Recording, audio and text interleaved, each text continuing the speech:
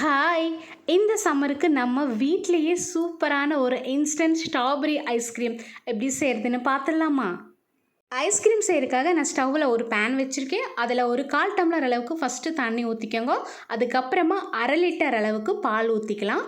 இப்போ இந்த பால் காய்ச்சறதுக்கு முன்னாடி நாம் இன்ஸ்டன்ட் ஐஸ்கிரீம் மிக்ஸ் பார்த்துடலாம். நான் இங்கே பார்த்தீங்கன்னா பேக்கர்ஸோட ஐஸ்கிரீம் மிக்ஸ் தான் எடுத்திருக்கேன்.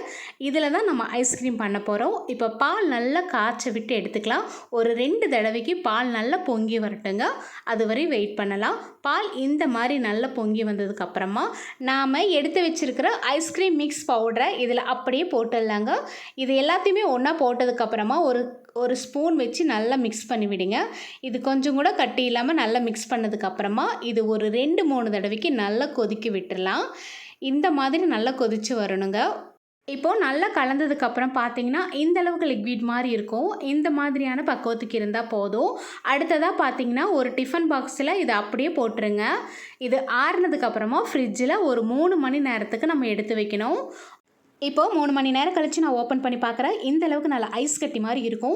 இப்போ நம்ம இது எல்லாத்தையுமே உடச்சி விட்டுக்கலாம். ஒரு ஸ்பூன் வச்சுட்டு இந்த மாதிரி கட் பண்ணி எடுத்துக்கோங்க. அடுத்ததாக இது எல்லாத்தையுமே ஒரு மிக்ஸி ஜாரில் போட்டுட்டு நல்ல ஸ்மூத் பேஸ்ட்டாக நம்ம அரைச்சி எடுக்க போகிறோம். இப்போ இதில் இருக்கிற எல்லாத்தையுமே ஒரு மிக்ஸி ஜாருக்கு மாற்றிக்கலாம். இப்போது இதை நல்லா க்ரீமி பக்குவத்துக்கு அரைச்சி எடுக்கணுங்க. இப்போது அரைச்சதுக்கப்புறம் பார்த்திங்கன்னா இந்த மாதிரி க்ரீம் மாதிரி இருக்கணும். இனி அடுத்ததாக நம்ம எந்த பாத்திரத்தில் ஊற்றிருந்தோமோ அதே பாத்திரத்தில் மறுபடியும் இந்த அரைச்ச ஐஸ்கிரீம் மிக்ஸை அப்படியே போட்டுருங்க. போட்டதுக்கப்புறம் மூடி வச்சுட்டு மறுபடியும் ஃப்ரீசரில் ஒரு நைட் ஃபுல்லாக வச்சு எடுத்துருங்க. எடுத்தால் உங்களுக்கு சூப்பரான ஐஸ்கிரீம் ரெடி ஆயிரும். நான் நைட் பார்த்திங்கன்னா மிக்சியில் போட்டு நல்லா அரைச்சிட்டு ரெடி பண்ணி எடுத்து வச்சனால மறுநாள் மார்னிங் எடுத்து பார்க்கும்போது இந்த மாதிரி நல்லா க்ரீமியாக ஐஸ்கிரீம் சூப்பராக செட் ஆகிருந்துச்சு. நீங்களும் குழந்தைகளுக்கு இந்த மாதிரி சூப்பரான ஐஸ்கிரீம் வீட்டிலே செஞ்சு கொடுங்க. இந்த சம்மரில் நம்ம வெளியே ஐஸ்கிரீம் வாங்குறதுக்கு பதிலாக வீட்டிலே ஈஸியாக இதே மாதிரி ஐஸ்கிரீம் மிக்ஸ் இருந்தால் போதும்.